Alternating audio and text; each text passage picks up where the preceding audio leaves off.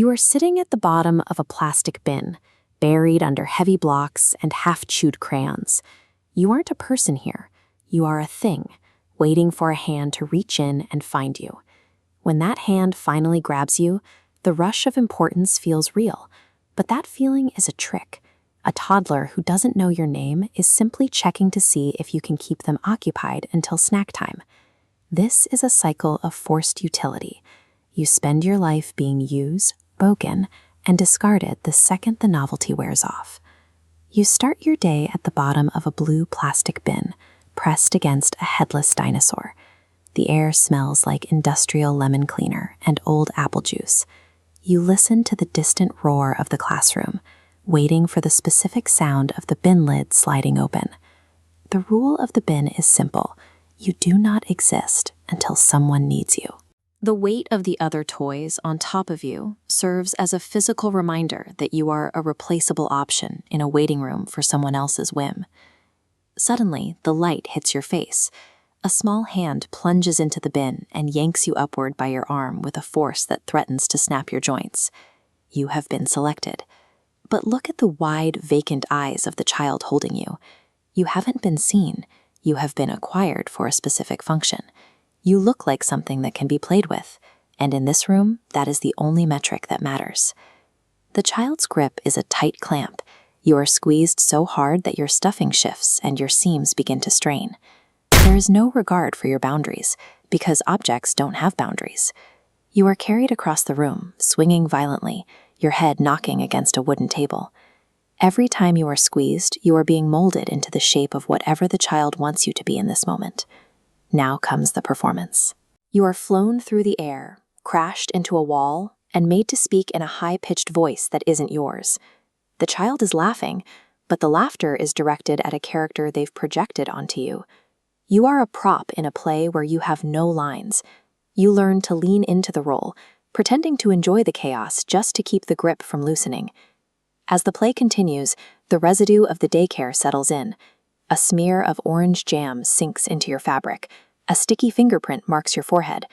These stains are the physical evidence of other people's needs leaving a permanent mark on you.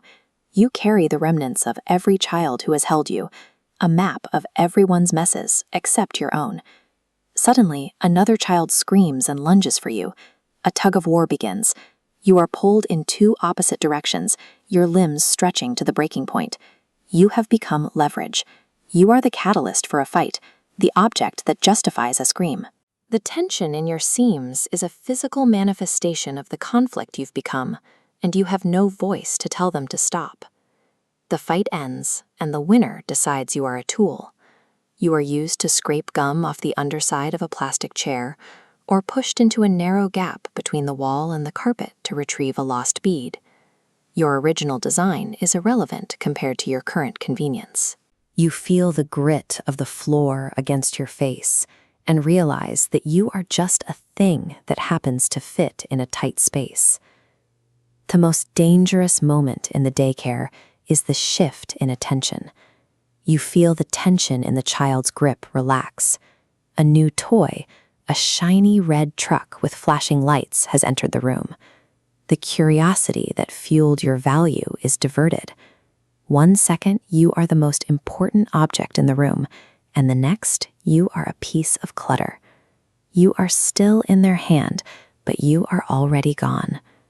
The release is a drop. You fall through the air and land face first on the cold, hard linoleum. There is no look back. You lie there, staring at a speck of dust on the floor, while the child runs toward the red truck. The connection you thought you had has vanished before the dust even settles. You spend the next hour on the floor. A teacher's shoe brushes past you, nearly knocking you over. A toddler steps on your arm, pressing you deeper into the grime. You are a hazard to be avoided, a nuisance that is only noticed when someone almost trips over you. You lie in the open, waiting for a hand to pick you up, but the hands are all occupied with newer things. At the end of the day, a hand finally grabs you and tosses you into a bucket of harsh-smelling chemicals. The sanitizer burns into your fabric, stripping away the jam and the grime. This is a clinical erasure. You are being scrubbed clean so you can be a fresh tool for the next user tomorrow. The only thing that proved you were wanted today is being washed away. As you are pulled out of the bucket, you notice a button is missing from your chest. A stitch has ripped in your shoulder. You are damaged. In this room, you aren't repaired. You are tolerated. You are a broken version of yourself, but the world expects you to perform as if you are whole. Your wounds are just part of your character now. While you are being dried, you see a new version of yourself. It is the same model and the same color, but the fabric is crisp and the buttons are all intact. You watch the teacher place the new toy in the bin. Your specific history and the scars you carry make you an inferior version of a common SKU number. You are being outclassed by a mirror image that hasn't been used yet. The room goes quiet during nap time. You are tucked into a corner, away from the mats where the children sleep. In this silence, the performance stops. You are alone with your rips and your chemical smell. You realize that the only time you feel alive is when you are being used by someone who doesn't care about you. The quiet is the most honest part of your day. The teacher drops you back into the blue plastic bin, landing on the headless dinosaur. The lid slides shut, plunging you into darkness. You are back to being invisible, waiting for the lid to open. You will do it all over again tomorrow, because the alternative, being thrown away, is the only thing scarier than being used. What happens to your soul when you realize you are only valued for the performance you provide for others?